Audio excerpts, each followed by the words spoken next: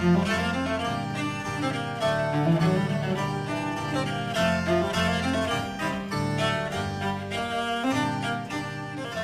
arquitectura en la época de los Reyes Católicos. Este será el tema que nos va a ocupar en los siguientes minutos en Historia del Arte con la catedrática de Historia del Arte de la UNED, Alicia Cámara. Bienvenida. Gracias, Isabel. Y con una invitada especial, Begoña Alonso, profesora titular de Historia del Arte en la Universidad de Cantabria. Bienvenida y gracias por acompañarnos. Muchas gracias a ti, Isabel, por la invitación. Hablamos de una época importante, hablamos de arquitectura, y lo digo casi entre comillas porque ya veremos que, por supuesto, es arquitectura, luego hablaremos también de escultura, pero que la palabra arquitecto que quizá utilicemos a lo largo de estos minutos, pues no es la correcta en la época. A mí me gustaría, antes de empezar, dar la palabra a la profesora Cámara para que nos explicara un poco por qué este tema y, sobre todo, por qué Begoña Alonso nos acompaña durante estos minutos como especialista precisamente en esta época y en arquitectura de los Reyes Católicos. Pues porque Begoña Alonso es una persona que ha renovado, es una investigadora que ha renovado la investigación sobre la arquitectura del siglo XV con distintos proyectos de investigación de I+D, y lleva ya años con un equipo de trabajo excelente. Han trabajado sobre la arquitectura tardogótica en España, en América, han hecho congresos, es decir, han renovado algo que realmente estaba trabajado de una manera un tanto confusa, diría yo. Y por eso está aquí. Es un honor para nosotros, el Departamento de Historia del Arte, tenerla aquí como invitada para hablarnos de la arquitectura de los Reyes Católicos.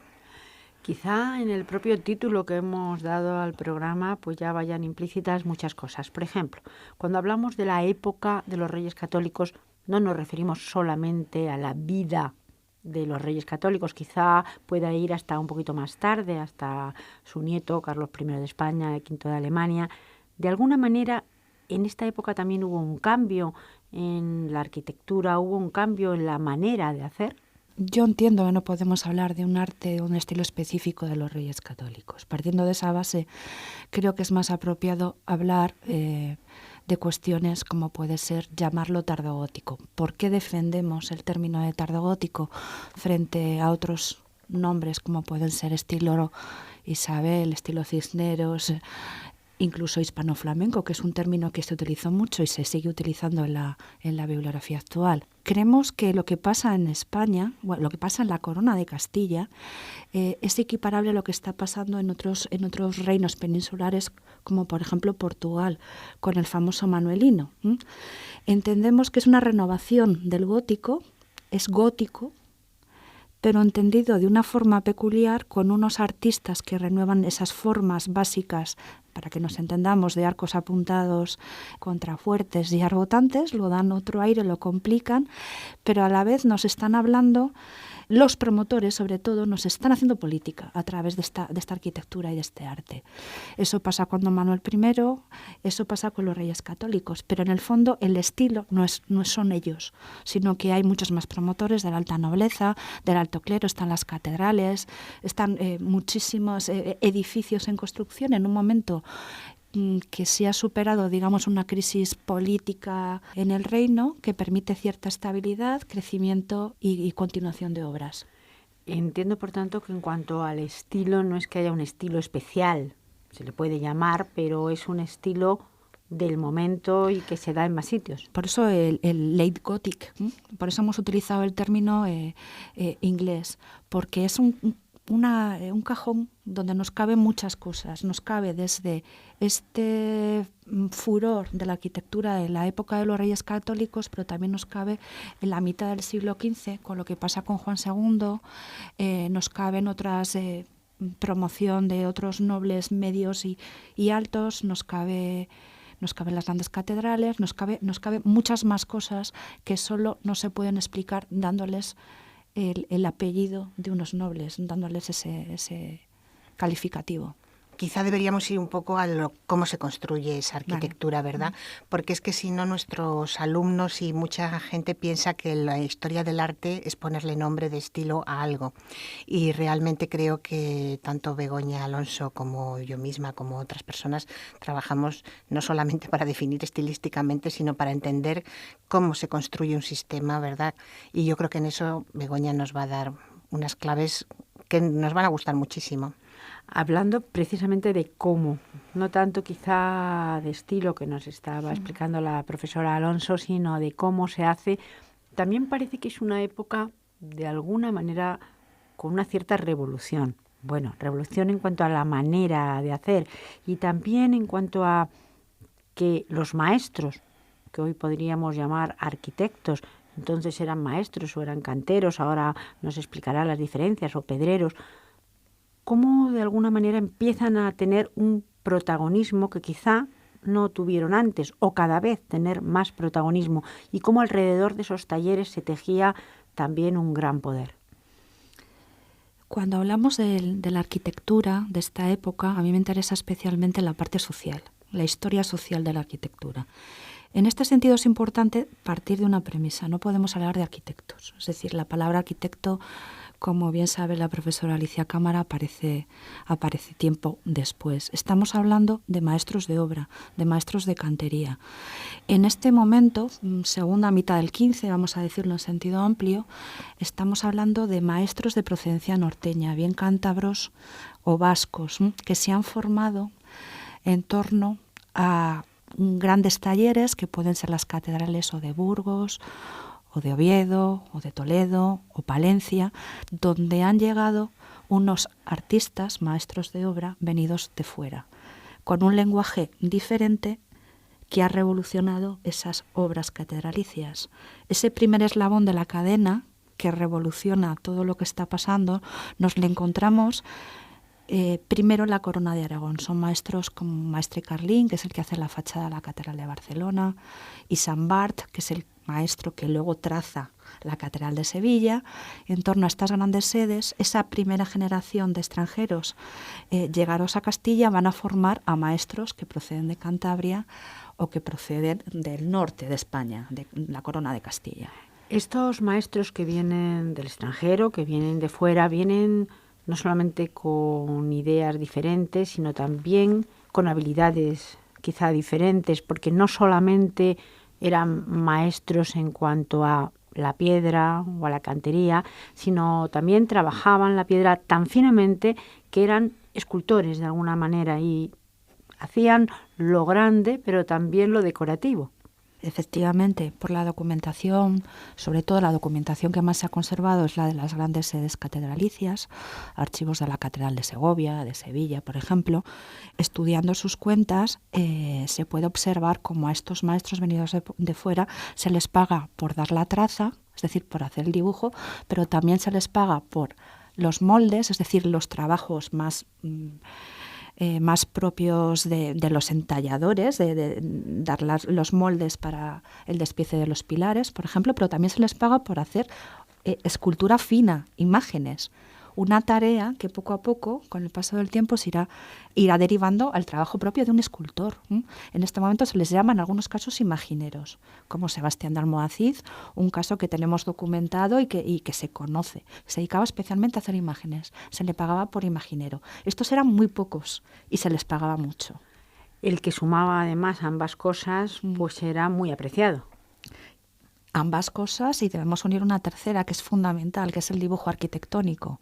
Si eres maestro, sabes dirigir la obra, sabes dibujar y luego te dedicas, controlas absolutamente todas las especialidades del trabajo de la piedra, eres uno de los 2, 3 o 4 que realmente fueron los que monopolizaron la arquitectura en este momento, viajando de sede en sede y de obra en obra.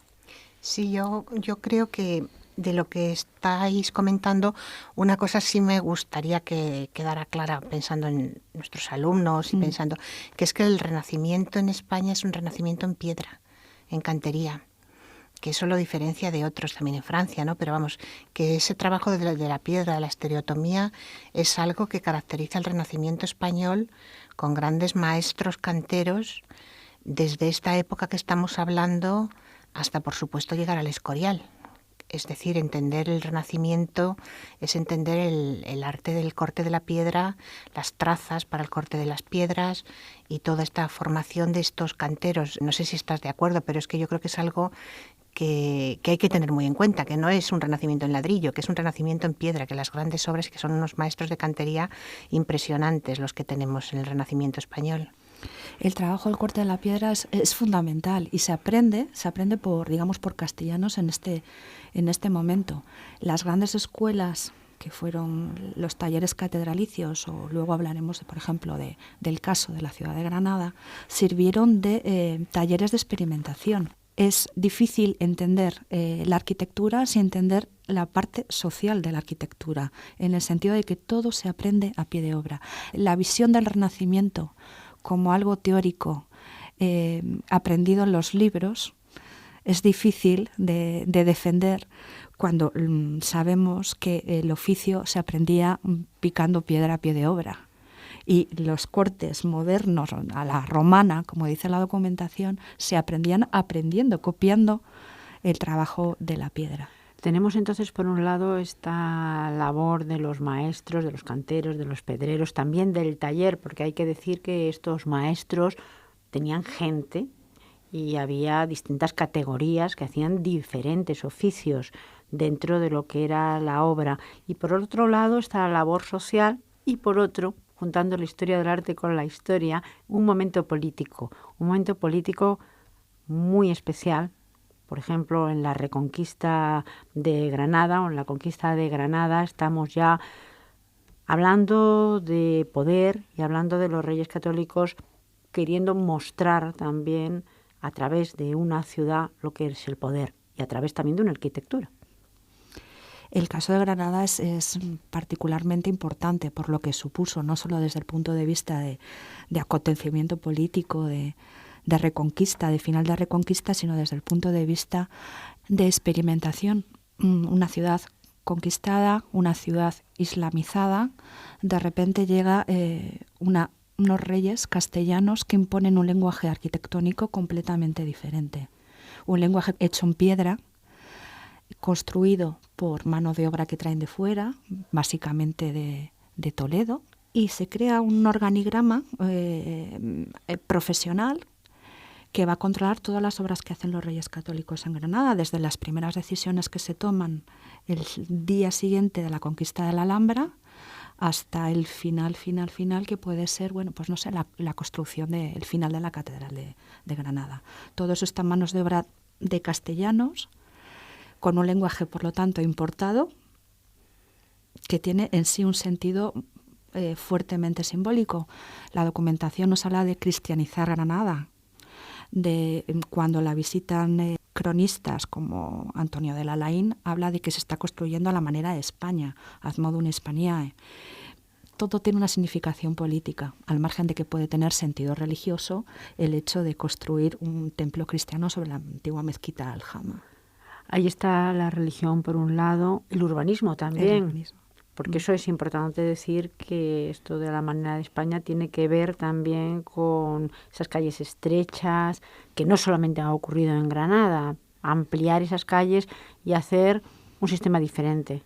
Sí, eso pasará también mucho tiempo después, cuando en Toledo la corte se va, digamos, a Madrid, y una de las cosas que se emprenden para que la corte vuelva en Toledo es acabar con ese urbanismo sinuoso de calles estrechas, porque la corte necesita moverse y moverse con toda una serie de carros, etcétera, que necesita calles anchas y otra imagen de la ciudad, una imagen más hecha con unas perspectivas renacentistas, con puntos de fuga, es decir, con otro tipo de percepción visual, de mirar la ciudad de otra manera.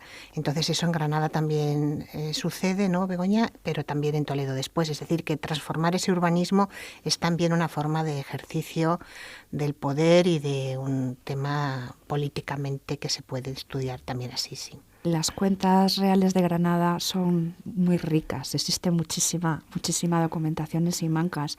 Y es curioso observar cómo ya desde al día siguiente de la conquista, ¿no? Lo primero que hace el conde de Tendilla es cambiar todos los cerrojos y poner relojes, o sea, un cambio en el tiempo. Y a partir de ahí, cómo se empieza a organizar esta gran empresa que es transformar Granada a todos los niveles. Hablamos de esta época en la historia del arte, esta época de los Reyes Católicos, y nos hemos centrado en Granada, aunque habría otros puntos, porque Granada significa muchísimo y a todos los niveles. Es verdad y es curioso cómo está tan detallado todos los maravedíes que se gastan en cada una de las cosas, hasta después de muerta también la reina Isabel. Bueno, la documentación es tan rica que sabemos desde las carretadas de lo que costaba cada carretada de piedra, cuántos acémilas se encargaron de subir los muebles a los nuevos recintos, cómo se fue transformando poco a poco.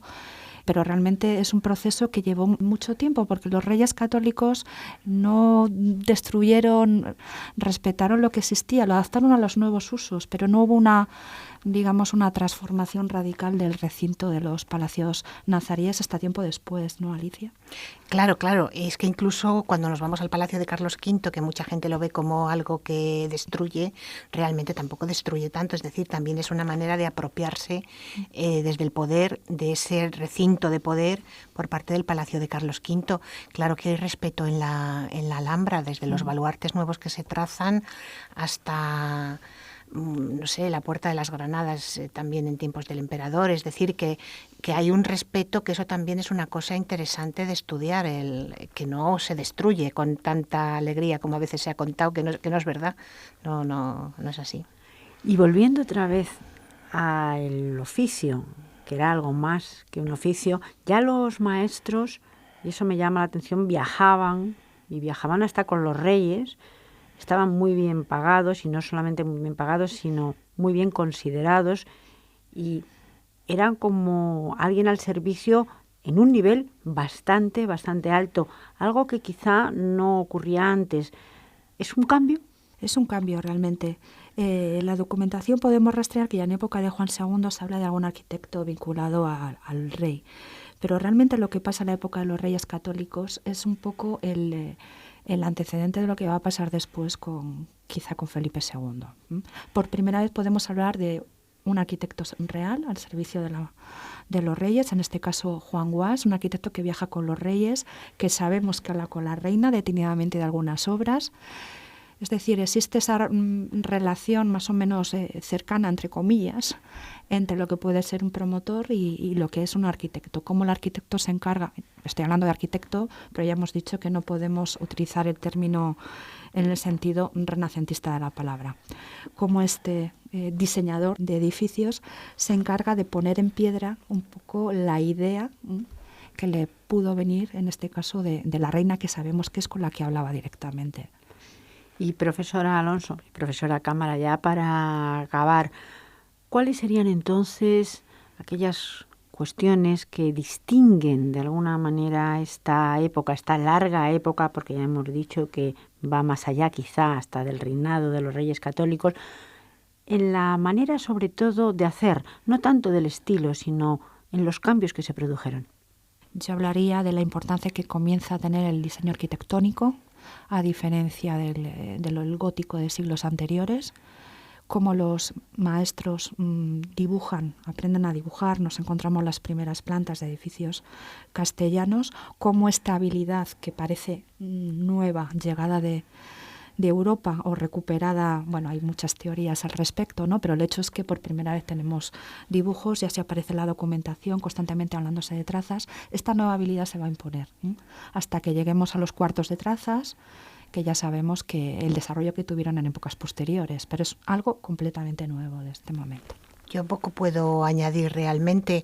Creo que con esto ha quedado el tema del dibujo, efectivamente es un tema clave para entender el Renacimiento arquitectónico en España, y en esta época se da, y esa vinculación con los patronos, con los reyes, con los obispos en las catedrales, es decir, porque apenas hemos hablado de los maestros de las catedrales, pero ese es un tema también que da casi para otro programa, el tema de los maestros catedralicios, ¿no?